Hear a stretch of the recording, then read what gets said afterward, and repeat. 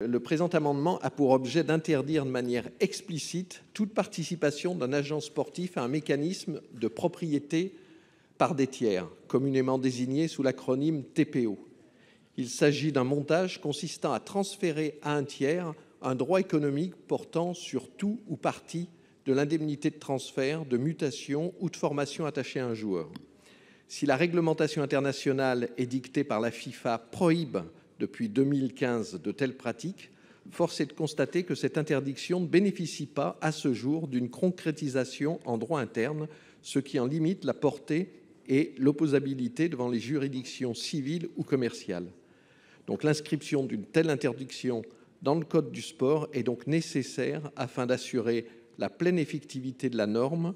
Ce mécanisme, le TPO, que cet amendement tend à éradiquer, réduit le joueur à une simple valeur patrimoniale. Il le prive de la maîtrise de son avenir professionnel, et donc interdire à tout agent sportif d'exercer son activité dans le cadre de tels montages revient ainsi à préserver la liberté contractuelle du joueur, à garantir son autonomie dans la gestion de sa carrière et à protéger l'intégrité des compétitions sportives. Merci, Monsieur Fialaire. L'avis de la Commission. La Commission se rangera à l'avis du Gouvernement. Alors, quel est l'avis du Gouvernement? Question technique. Alors, le mécanisme de la tierce propriété, comme vous l'avez signalé, depuis 2015 est prohibé par les règlements et les statuts du transfert des joueurs de la FIFA. Par ailleurs, cet amendement n'interdit pas le mécanisme de tierce propriété dans le droit français. Il interdit simplement à l'agent d'intervenir dans une opération de ce type. Le Code du sport prévoit que l'agent sportif ne peut tirer une quelconque rémunération tirée du transfert du joueur, d'une mutation ou de la formation d'un sportif, puisque sa rémunération est calculée sur la base du contrat conclu entre le sportif et le club. L'agent sportif n'est donc pas directement intéressé par l'indemnité de mutation négociée entre les deux clubs.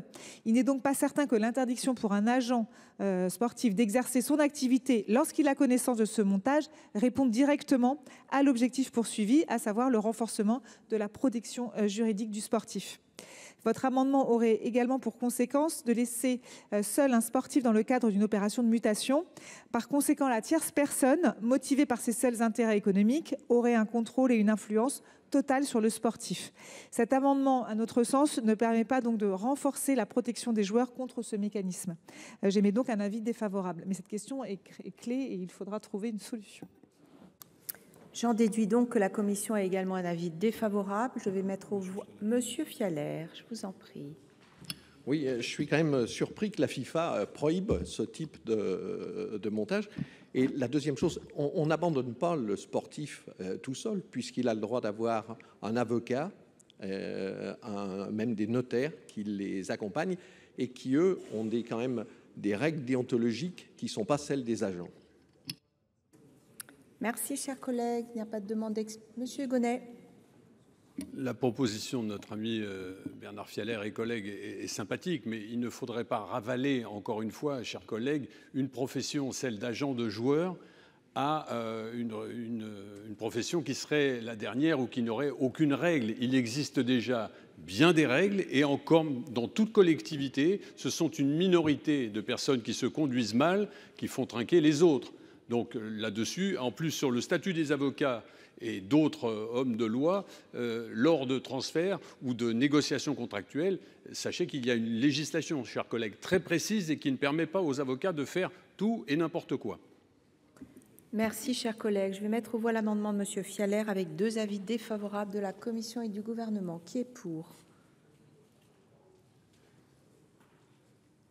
Qui est contre? C'est contre.